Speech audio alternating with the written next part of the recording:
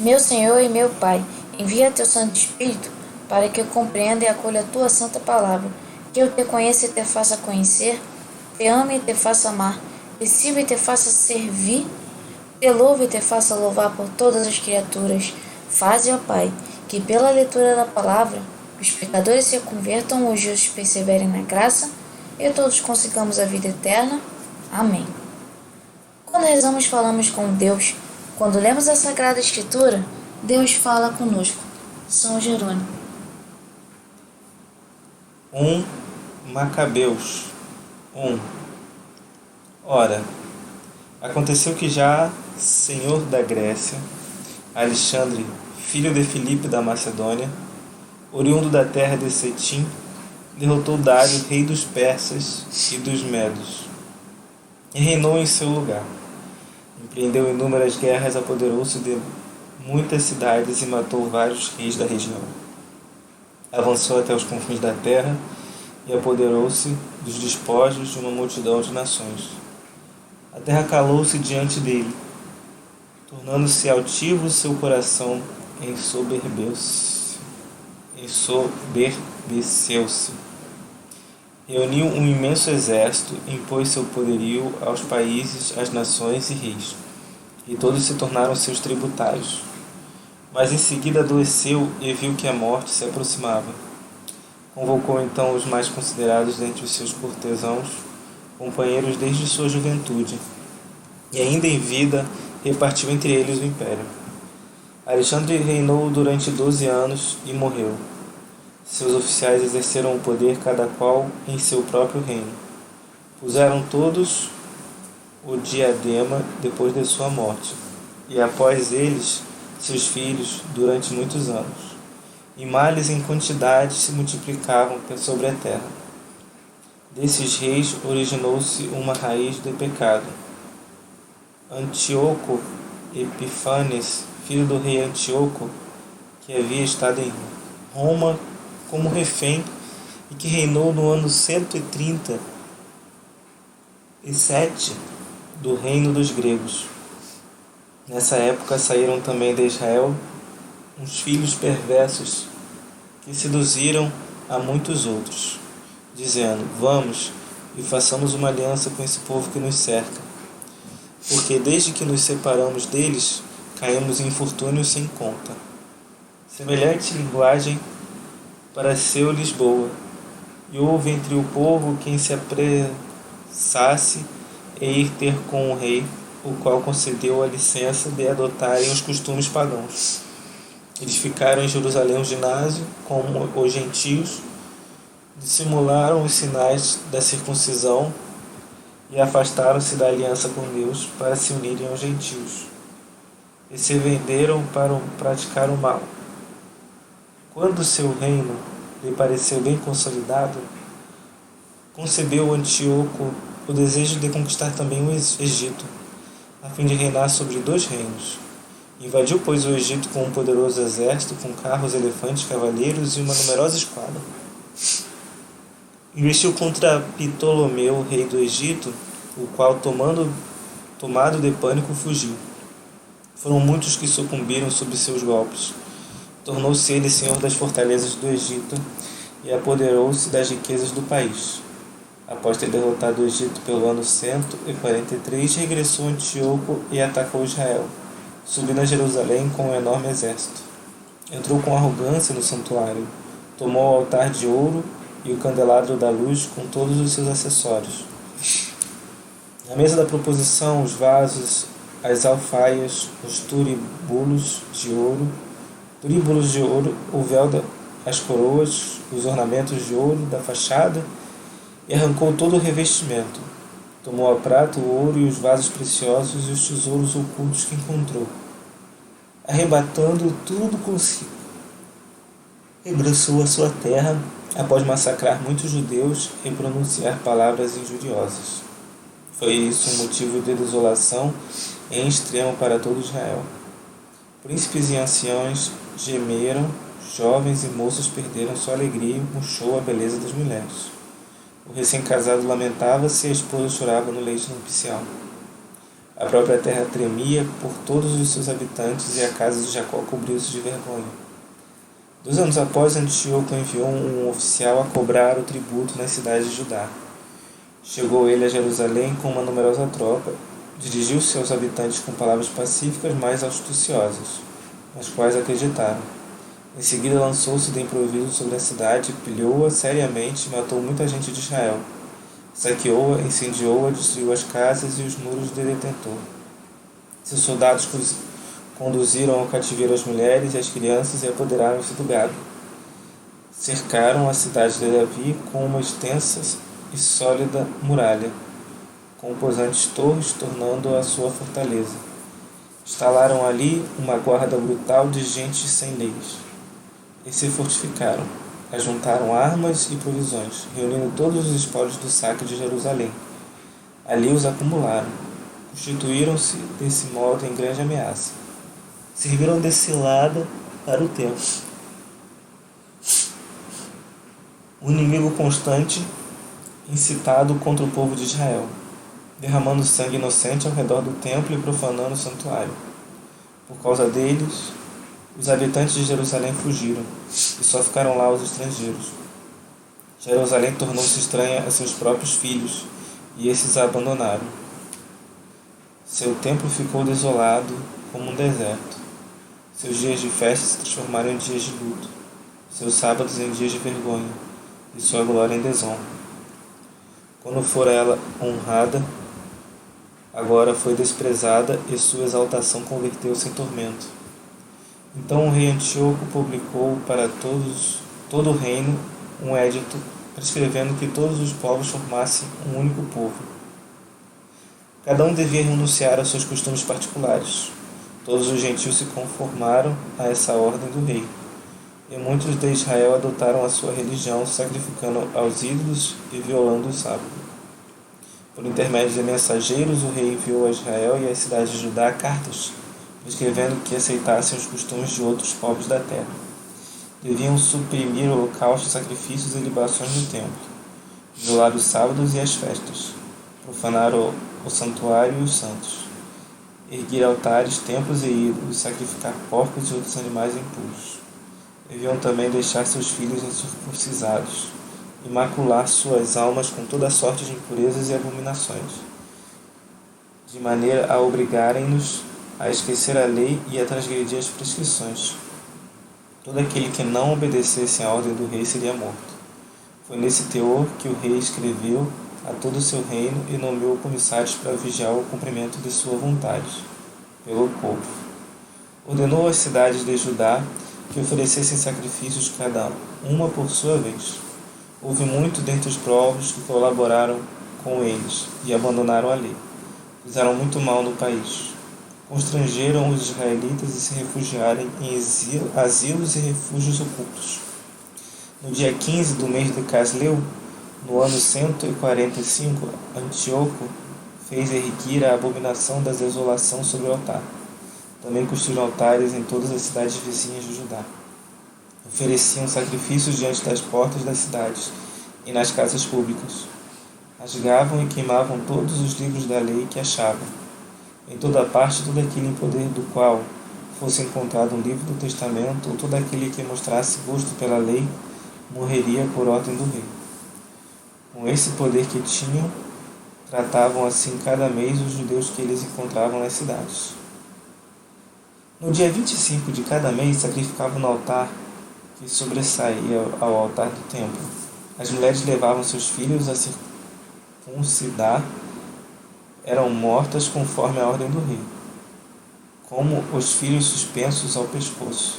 Massacravam também seus próximos e os que tinham feito a circuncisão. Numerosos foram os israelitas que tomaram a firme resolução de não comer nada que fosse impuro. Preferiam a morte antes de se manchar com alimentos impuros. Não quiseram violar a santa lei e foram trucidados. Caiu assim sobre Israel uma imensa cólera. 1 Macabeus 2. Foi nesta época que levantou Matatias, filho de João, filho de Simeão, sacerdote da família de Joaribe, que veio a Jerusalém se estabelecer em Modim. Tinha ele 5 filhos: João, apelidado Gade, Simão, alcunhado Tassi, Judas, chamado Macabeu, Eleazar, cognominado Auarã, e Jonatas, chamado Afos. Vendo as abominações praticadas em Judá e em Jerusalém, exclamou: Ai de mim, porque nasci eu para ver a ruína do meu povo e da cidade santa. E ficar sem fazer nada, enquanto ela é entregue ao poder de seus inimigos, e seu santuário abandonado aos estrangeiros. Seu templo tornou-se como um homem desonrado, e os vasos sagrados, que eram o motivo de seu orgulho, levados como para um cativeiro. Seus filhos foram trucidados nas ruas, e seus jovens sucumbiram ao gládio do inimigo. Que povo há que não tenha herdado de seus atributos reais, que não se tenha apoderado dos seus despojos? Toda a sua glória desapareceu, e de livre que era tornou-se escravo. Eis que tudo o que tínhamos de sagrado, de belo e glorioso, foi assombrado e profanado pelas nações. Por que viver ainda? Matatias e seus filhos rasgaram suas vestes, cobriram-se de sacos e choravam amargamente. Sobrevieram enviados do rei Modim para impor a apostásia e obrigar a sacrificar. Muitos dos israelitas uniram-se a eles, mas Matatias e seus filhos permaneceram firmes. Em resposta disseram-lhes os que vinham da parte do rei: Possuirdes nesta cidade, notável influência e consideração. Teus irmãos e teus filhos te dão autoridade. Vem, pois, como primeiro executar a ordem do rei, como fizeram todas as nações, os habitantes de Judá e os que ficaram em Jerusalém. Serás contado tu e teus filhos entre os amigos do rei, e ti e aos teus filhos ao rei vos honrará, cumulando-vos de prata e ouro e de presentes. Matatias respondeu-lhe: Ainda mesmo que todas as nações que se acham no reino do rei o escutassem, de modo que todos renegassem a fé de seus pais e aquiescessem as suas ordens, eu, meus filhos e meus irmãos perseveraremos na aliança concluída com nossos antepassados. Que Deus nos preserve de abandonarmos a lei e os mandamentos. Não obedeceremos a essas ordens do rei, e não nos desviaremos de nossa religião, nem para a direita nem para a esquerda. Mal havia acabado de falar, eis que um judeu se adiantou para sacrificar no altar de Modim, à vista de todos, conforme a ordem do rei. Viu Matatias, e o ardor do seu zelo sentiu-se estremecerem-se suas entranhas. Num ímpeto de justa cólera, arrojou-se e matou o homem sobre o altar. Matou ao mesmo tempo o oficial incumbido da ordem de sacrificar e demoliu o altar. Com semelhante gesto, mostrou ele seu amor pela lei, e agiu Finéias a respeito do Zambri, filho de Salom. Em altos brados, Matatias elevou a voz então na cidade: Quem for fiel à lei e permanecer firme na aliança, saia e siga-me, assim como seus filhos. Fugiu em direção às montanhas, abandonando todos os seus bens na cidade. Então uma grande parte dos que procuravam a lei e a justiça encaminharam-se para o deserto. Ali refugiaram-se com seus filhos, suas mulheres e seus rebanhos, porque as desgraças os oprimiam cruelmente. Contaram aos oficiais do rei e às forças acantonadas em Jerusalém, na cidade de Davi, que certo número de judeus culpáveis de terem transgredido a ordem real haviam descido ao deserto, para ali se ocultar, e muitos se haviam precipitado em seu seguimento. Os sírios arremessaram-se ao encalço deles e os alcançaram. Depois se prepararam para agredi-los em dia de sábado. Isso basta agora, gritaram-lhes eles. Sai, obedecerei à ordem do rei e vivereis. Não sairemos, replicaram os judeus, e não obedeceremos às ordens do rei, com a profanação do dia do sábado. Instantaneamente os sírios travaram combate contra eles, mas eles não responderam e não atiraram uma só pedra e não obstruíram as entradas dos esconderijos. Que morramos todos inocentes. O céu e a terra nos servirão de testemunha de que nos matais injustamente. E foi assim que os inimigos se lançaram sobre eles em dia de sábado. Eles morreram com suas esposas, seus filhos e seu rebanho, cerca de 1000 pessoas. Matatias e seus amigos souberam e comoveram-se muito. E disseram uns aos outros: se todos agirmos como nossos irmãos, se não pelejarmos contra os estrangeiros para pormos a salvo nossas vidas e nossas leis, nos exterminarão bem depressa da terra. Tomaram, pois, naquele dia a seguinte resolução: mesmo que nos ataquem no dia de sábado, lutaremos contra eles e não nos deixaremos matar a todos nós, como fizeram nossos irmãos nos seus esconderijos. Então se juntou a eles o grupo de judeus assírios, particularmente valentes em Israel, apegados à lei. E todos os que fugiam das perseguições se ajuntaram, do mesmo modo que eles os reforçaram. Formaram, pois, um exército, e sua ira e indignação massacraram certo número de prevaricadores e dos traidores da lei. Os outros procuraram refúgio junto aos estrangeiros. Assim Matatias e seus amigos percorriam o país, destruíram os altares e circuncisaram à força as crianças ainda incircunsas nas fronteiras de Israel. E perseguiram os sírios orgulhosos. Sua empresa alcançou bom êxito. Arrancaram a lei do poder dos gentios e dos reis e não permitiram que prevalecesse o mal. Ora chegou para Matatias o dia de sua morte e ele disse a seus filhos: o que domina até este momento é o orgulho, o ódio, a desordem e a cólera.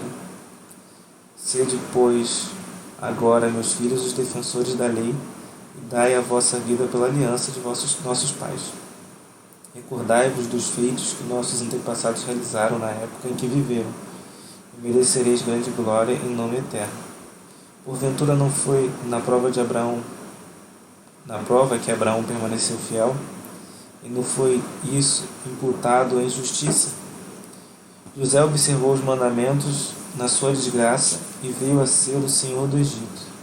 Finéias, nosso antepassado, por ter sido inflamado de zelo, recebeu a promessa de um sacerdócio perpétuo. Josué, cumprindo a palavra de Deus, veio a ser juiz em Israel. Caleb deu testemunho na Assembleia e herdou a terra. Por todos os séculos, em vista de sua piedade, mereceu Davi o trono real, porque agia em zelo pelas leis. Elias foi arrebatado aos céus. Ananias, Azarias e Misael foram salvos das chamas por terem tido fé. Daniel, na sua retidão, foi salvo da boca dos leões. Recordai-vos, assim, de geração em geração, de que todos os que esperam em Deus não desfalecem. Não temais as ameaças do pecador, pois sua glória acabará em lama e vermes. Hoje ele se eleva e amanhã desaparecerá, porque tornara ao pó, e seus planos serão frustrados.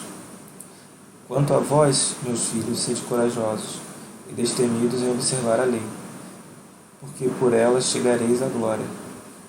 Aqui tendes Simeão, vosso irmão. Sei que ele é homem de conselho. Ouviu sempre e será para vós um pai. Judas Macabeu, bravo desde a juventude, será o general do exército e dirigirá a guerra contra os gentios. Atraireis a vós todos os que observam a lei e vingareis vosso povo. Pagai aos gentios o que nos fizeram e atendei aos preceitos da lei. Depois disso abençoou-os e foi unir-se a seus pais. Morreu no ano 146. Seus filhos sepultaram-no em Modim, no túmulo de seus antepassados. Todo Israel chorou dolorosamente. 1 Macabeus 3. Seu filho, Judas, nominado Macabeu, ficou em seu lugar. Todos os seus irmãos o auxiliaram, bem como todos os que se tinham unido a seu pai, aceitando generosamente a promessa de combater por Israel. Aumentou a glória do povo, e vestiu-se de acouraça como um gigante, cingiu-se com as armas de guerra e empenhou-se nos combates, protegendo seu exército com a espada. Assemelhava-se nas suas ações a um leão, e parecia um leãozinho que ruge na calçada. Perseguiu e emboscou com cuidado os traidores e lançou ao fogo os que perseguiam seu povo. Aos maus recuaram diante dele, trânsidos de medo. Tremeram os que praticaram o mal, e a salvação do povo firmou-se em suas mãos. Seus feitos exasperaram os reis, mas alegraram Jacó, e sua memória permaneceu eternamente abençoada. Percorreu as cidades de Judá expulsando os ímpios, desviando assim de Israel a cólera divina. Seu nome foi pronunciado até as extremidades da terra, e ele conseguiu a adesão daqueles que estavam a ponto de perecer.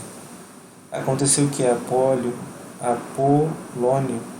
convocou os gentios e de Samaria partiu com um grande exército para combater Israel. Soube-o Judas, saiu-lhe ao encontro, venceu e matou. Muitos caíram aos seus golpes e os restantes puseram-se em fuga. Apoderou-se dos espólios, tomou a espada de Apolônio e desde então usa sempre nos combates. Serão, general do exército sírio, veio a saber que Judas cercara-lhe de soldados fiéis convocados e que ele os levara a combate. Vou tornar-me célebre, disse ele, e cobrir-me de glória no reino. Vencerei Judas e suas tropas que se opõem às ordens do rei. Armou-se ele para a guerra. Um poderoso exército de ímpios marchou com ele, para forçar e tomar vingança dos filhos de Israel. Avançaram até a muralha de Bet-Horon, e Judas, seguindo de poucos homens, foi-lhe ao encontro. Mas à vista do exército que vinha contra eles, os companheiros de Judas disseram: como podemos enfrentar tamanho exército se somos tão poucos? Tanto mais que nós sentimos fracos, porque hoje nada temos comido. É fácil, respondeu Judas, a um punhado de gente fazer-se respeitar por muitos. Para o Deus do céu não há diferença entre a salvação de uma multidão e de um punhado de homens, porque a vitória no combate não depende do número, mas da força que desce do céu. Essa gente vem contra nós com insolência e orgulho, para nos aniquilar, juntamente com nossas vidas e nossas leis. O próprio Deus os esmagará aos nossos olhos. Não os temai. E logo cessara de falar, arrojou-se Judas com rapidez sobre os inimigos. Serão diante dele foi derrotado com seu exército. Judas o perseguiu na descida de Bet-Horon até a cidade, até a planície. Morreram cerca de 800 sírios e os restantes fugiram para a terra dos filisteus. E foi assim que se espalhou o temor de Judas e seus irmãos, e todos os povos da vizinhança encheram-se de consternação. Sua fama chegou aos ouvidos do rei e todas as nações comentaram os feitos heróicos de Judas. Quando o rei Antíoco soube dessas novas, encolerizou-se terrivelmente e reuniu todas as forças do reino, formando um exército poderosíssimo. Abriu o tesouro e deu ao exército o soldo de 1 ano, com a ordem de estarem prontos para qualquer eventualidade. No entanto, viu que lhe faltava dinheiro no tesouro e que os tributos do território eram deficientes em vista das perturbações e das maldades que havia provocado, suprimindo em toda parte as instituições em vigor desde outrora. Temeu, portanto, não poder pagar as despesas como fizera já 1 ou 2 vezes, e outorgar as liberdades que distribuía em um certo tempo com a mão generosa. Porque exercia em liberdade a todos os reis seus predecessores. Profundamente consternado, resolveu ir à Pérsia cobrar os tributos dessa região e recolher muito dinheiro. Deixou Lisias pessoas de relevo e de linhagem real para dirigir os negócios do reino, desde o rio Eufrates até as fronteiras do Egito, e ocupar-se até a sua volta de seu filho Antíoco. Deixou-lhe a metade do exército do reino, com elefantes, deu-lhes instruções referentes à execução de seus planos, especialmente no que dizia respeito aos habitantes de Jerusalém. Devia enviar um exército contra eles para destruir e aniquilar o poderio de Israel e o que restara de Jerusalém, e apagar desses lugares até as suas lembranças. Depois devia estabelecer em todos os seus confins estrangeiros, aos quais distribuía as terras por meio de sorte. O rei tomou a outra metade do exército e partiu de Antioquia, a capital do seu reino, no ano 147. Passou o Eufrates e atravessou terras do Planalto. Lisias escolheu Ptolomeu, filho de Telemones, Nicanor e Gorgias, valorosos generais e familiares do rei. Enviou com esses 40 mil soldados de infantaria e 7.000 cavaleiros para invadirem e devastarem o país de Judá, conforme a ordem do rei. Postos a caminho com todas essas tropas, chegaram à planície perto de Emaus e penetraram nela. Quando os mercadores ouviram falar deles, tomaram grande quantidade de prata e ouro e se dirigiram com pés ao campo para comprar os filhos de Israel como escravos. Exércitos da Síria, bem como do estrangeiro, vieram juntar-se a eles. Judas e seus irmãos viram que a situação era grave e que as forças inimigas acampavam dentro de suas fronteiras. Sabendo também como o rei havia ordenado de tratar o povo para destruí-lo e exterminá-lo, disseram uns aos outros: levantemo-nos, nossa pátria, de seu abatimento, e lutemos por nosso povo e por nosso lugar santo. Convocaram então toda a gente a fim de se prepararem para a luta, de rezarem e de implorarem piedade e misericórdia de Deus. Portanto, Jerusalém estava desabitada e deserta. Não havia um só de seus filhos que nela entrasse ou dela saísse. Seu santuário estava profanado, soldados estrangeiros ocupavam a fortaleza. Gentios faziam ali sua habitação. Toda a alegria havia desaparecido de Jacó, e a flauta e a harpa estavam abandonados. Os israelitas se concentraram, pois, e se dirigiram a Masfa, defronte de Jerusalém, porque tinham tido outrora em Masfa um local de oração. Jejuaram naquele dia, vestiram-se de sacos, cobriram a cabeça de cinza e rasgaram suas vestes. Abriram um livro da lei para ler nele o que os gentios perguntavam as representações de seus falsos deuses. Trouxeram os ornamentos sacerdotais, as primícias e os dízimos, e mandaram vir os nazarenos, que tinham cumprido o tempo de seu voto. Em seguida, sua voz se elevou com força ao céu: o que faremos dessa gente e para onde a levaremos? Vosso santuário está profanado e manchado, vossos sacerdotes estão em luto e na humilhação. As nações se coligaram para nos aniquilar, e vós sabeis o que elas tramam contra nós. Como resistir diante deles, se vós não virdes em nosso auxílio? Então eles soaram as trombetas, levantaram um grande clamor.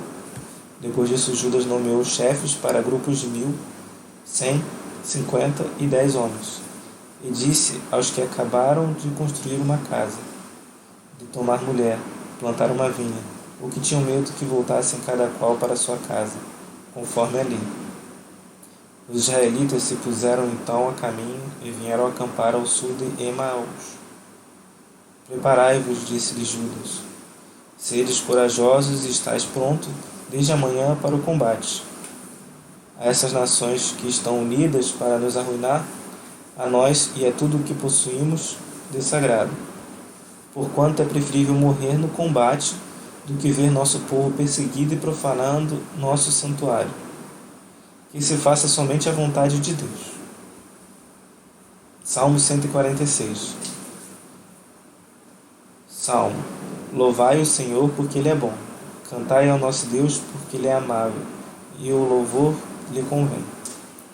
O Senhor reconstrói Jerusalém e congrega os dispersos de Israel. Ele cura os que têm coração ferido e cuida-lhes das chagas. É Ele quem fixa o número das estrelas e designa cada uma por seu nome. Grande é o Senhor nosso e poderosa a sua força. Sua sabedoria não tem limites.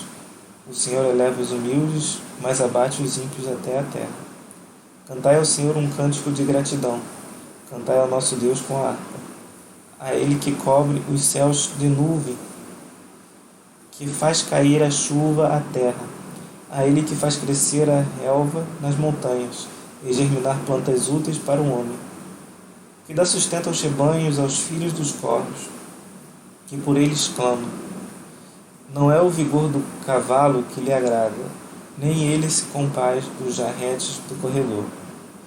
Agradam ao Senhor somente os que o temem e confiam em sua misericórdia.